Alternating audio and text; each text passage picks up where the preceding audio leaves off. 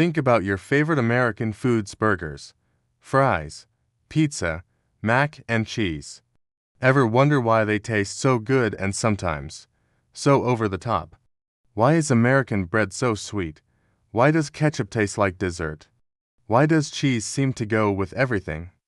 Well, it didn't happen by accident.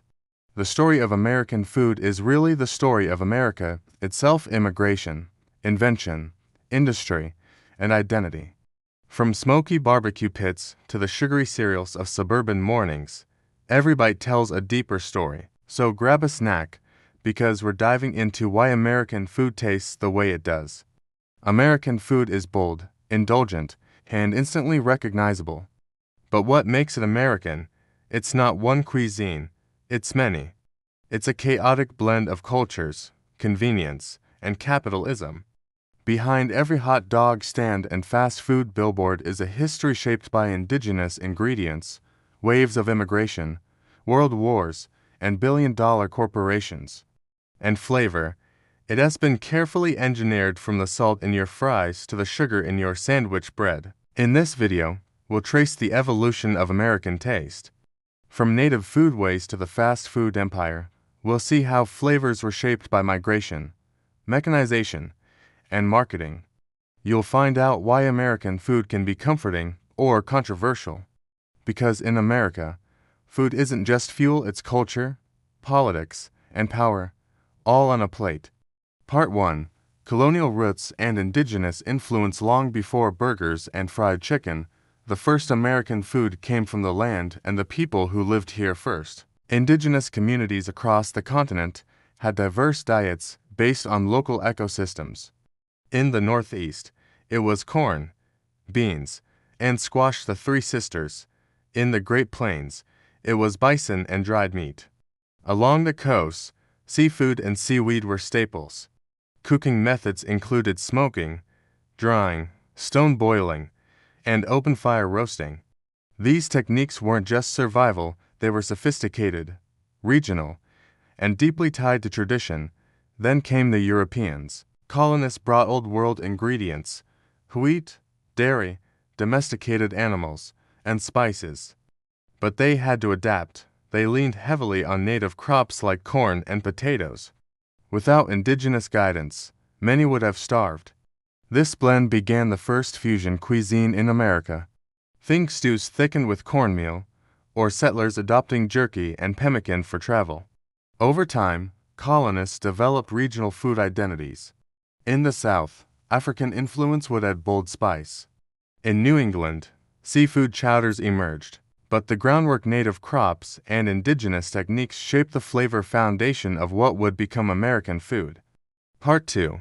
Immigration and the melting pot menu. America's flavor really exploded in the 19th and early 20th centuries with immigration. Millions arrived from Europe, Asia, and beyond, each group bringing their own recipes, ingredients, and food philosophies. But they didn't just preserve their traditions, they transformed them. Take pizza. In Naples, it was a cheap street food. In New York, it became oversized, cheesy, and foldable fast food for working-class Italians and curious Americans alike. Today, it's practically a national dish. Germans brought bratwurst and schnitzel, which morphed into hot dogs and pork chops. Jewish immigrants brought bagels and pastrami. The Irish introduced stews and hearty breads. Chinese immigrants cooked stir-fried noodles and dumplings until anti-Chinese laws pushed them to create Americanized chop suey to survive. Tacos and tamales. Once dismissed, they became fast food staples. Each wave of immigrants had to adapt to American ingredients, American tastes, and sometimes American prejudice. This adaptation created what we now call ethnic American food fusion dishes that reflect both heritage and hustle. Regional cuisines exploded. In the South, African and Caribbean influence helped create soul food: collard greens, fried chicken, cornbread. In Louisiana, French, Spanish, and African cultures birthed Cajun and Creole cooking. In California, Mexican, Chinese, and Japanese foods collided to form unique West Coast flavors like sushi burritos and Korean tacos. By the early 1900s, American cities were filled with food stalls, immigrant-owned diners, and small bakeries. Menus became multilingual, flavor became a melting pot. And though many immigrants faced hardship, their food slowly became part of the American palate. Because in the U.S., cooking was more than nourishment, it was a way to survive, to assimilate, and eventually, to shape the national identity. Part 3. The industrialization of taste. As America moved into the 20th century, food took a sharp turn from handmade to mass-produced. The Industrial Revolution didn't just change how people worked, it changed how they ate. Factories and mechanization made it possible to process, package, and preserve food at a massive scale. Suddenly, people didn't have to grow or cook everything from scratch. They could buy it in a can, a box, or a frozen tray. It wasn't just about convenience, it was about control.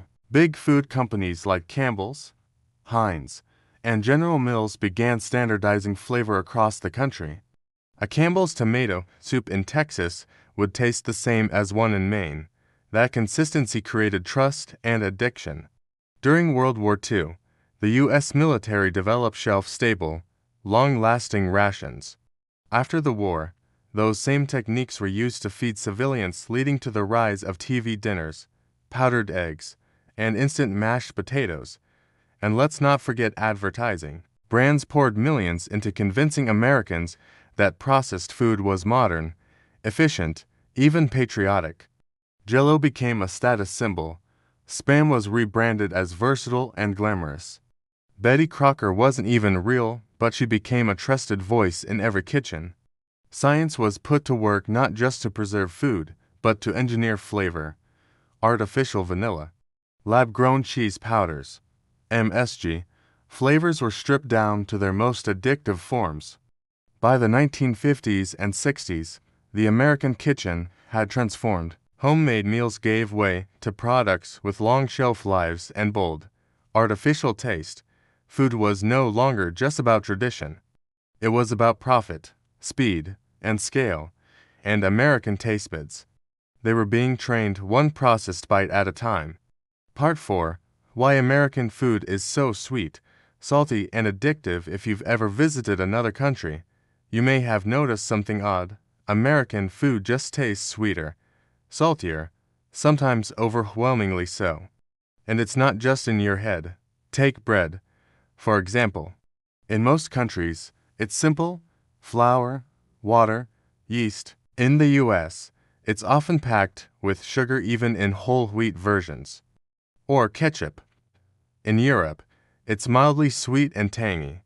In America, it's nearly as sugary as ice cream topping. So, why does everything taste like dessert? 2 reasons: profit and politics. Let's start with sugar. In the 1970s, American farmers, encouraged by government subsidies, began overproducing corn. That led to the invention and explosion of high-fructose corn syrup, cheaper than cane sugar and even sweeter. It quickly found its way into soft drinks, condiments, cereal, salad dressing, you name it. And sugar doesn't just taste good, it's chemically addictive. It triggers dopamine, just like drugs. So the more sugar in your product, the more likely you are to crave it and buy it again. The same goes for salt and fat. Salt acts as a preservative, making products last longer on store shelves. It also masks the taste of cheap or low-quality ingredients. Processed food companies rely on it to keep their products craveable and low-cost. And fat, especially processed, emulsified fats like those in chips, pastries, and frozen meals. They create the creamy, melty mouthfeel Americans associate with comfort. Food scientists even talk about something called the bliss point, the perfect ratio of sugar, salt, and fat that keeps people coming back for more. It's no accident, it's engineered. As a result, American taste buds have been rewired over time to expect bold, punchy, exaggerated flavors. Compare an American soda to one from Mexico or Japan. Try candy from Europe. Or even something as basic as tomato sauce, it often tastes more like dessert in the US. This industrial flavor profile, hyper sweet, hyper salty, hyper satisfying, is now the default. And once your palate is used to it, everything else can taste bland. So, if American food feels louder than others, it's because it is, by design. Part 5. The rise of fast food and chain culture. If there's one thing that truly defines modern American food, it's fast food. You can find it in airports, gas stations, malls, and on nearly every major street in the country. But how did it become the way to eat? It all started in the 1940s and 50s with the birth of chains like McDonald's, Burger King, and KFC. Post-World War II, America was booming. Families were moving to the suburbs, buying cars, and looking for convenience. Fast food offered everything the new lifestyle demanded: quick service, low prices, and predictable flavor. McDonald's revolutionized food by applying assembly line techniques to cooking. Every burger was exactly the same no matter where you went. That consistency built trust, and soon, loyalty. Chains grew fast. They became symbols of modern life.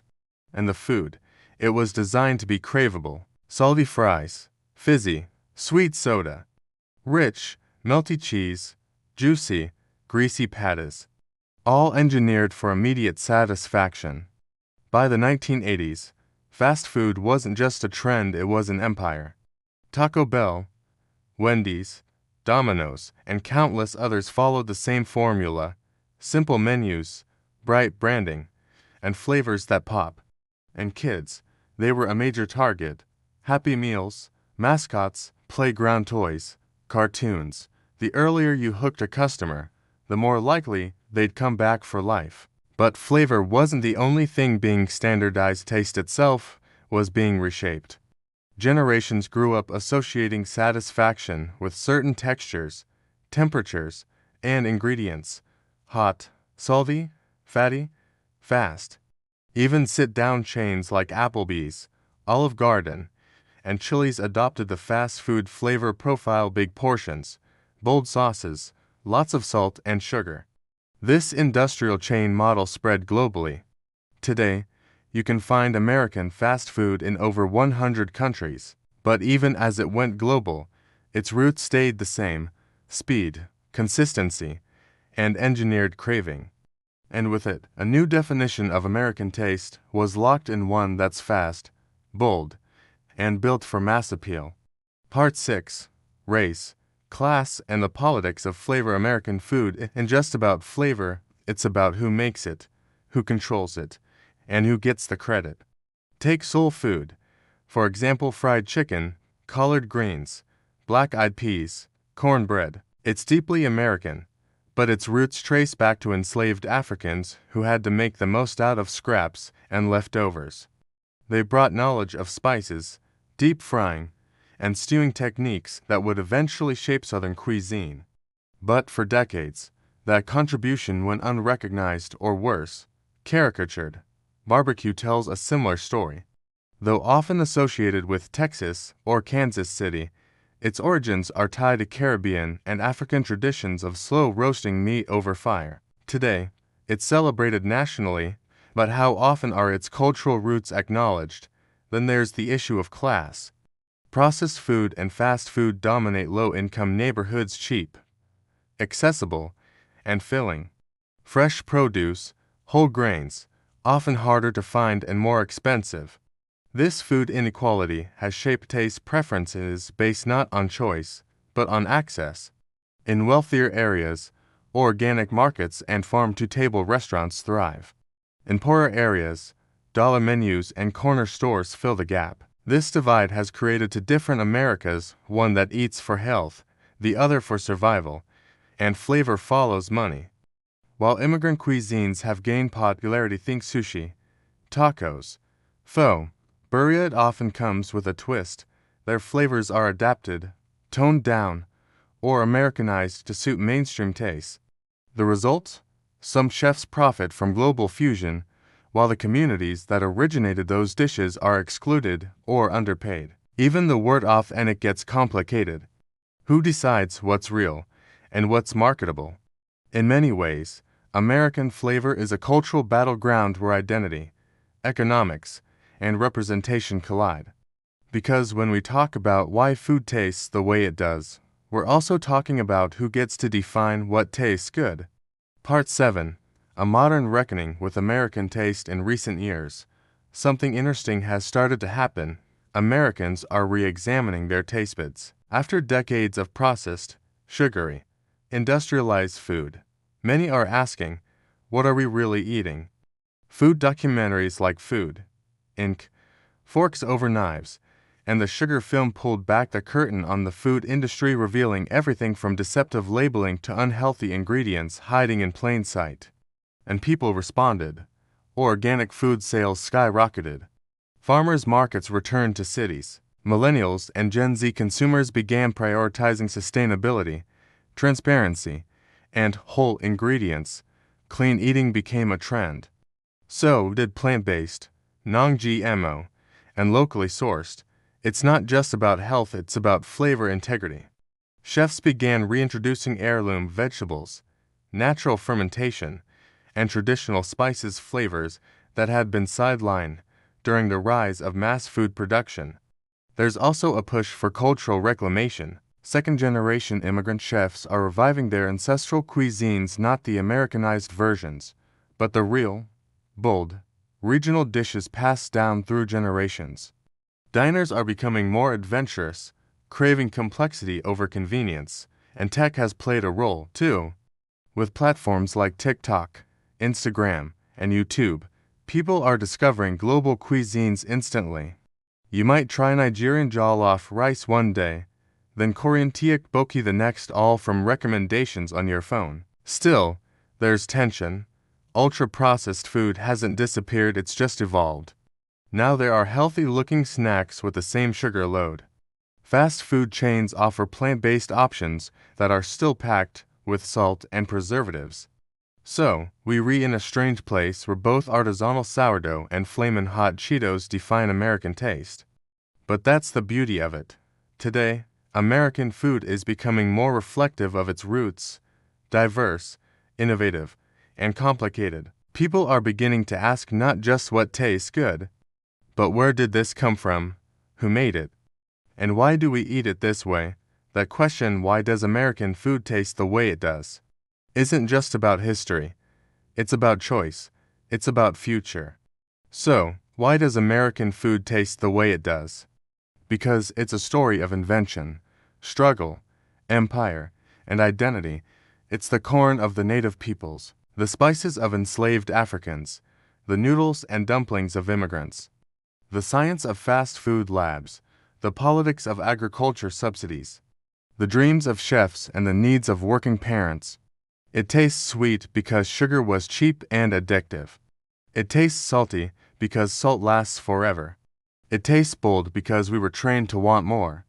And yet, it's also beginning to taste different, more mindful, more global, more honest. American food is still evolving, and with every bite, we make choices about what we value, who we honor, and how we nourish ourselves. So next time you eat that burger, stir-fry, taco, or slice of pie, think about the history behind it. Food isn't just what's on your plate. It's a map. It's a time machine. It's a mirror. If you found this video insightful, don't forget to hit like, share it with a fellow foodie, and subscribe to our channel for more deep dives into food, culture, and untold stories. Drop a comment. What's one American food you love or love to question? Because when we understand why our food tastes the way it does, we start to understand ourselves a little better, too. Thanks for watching.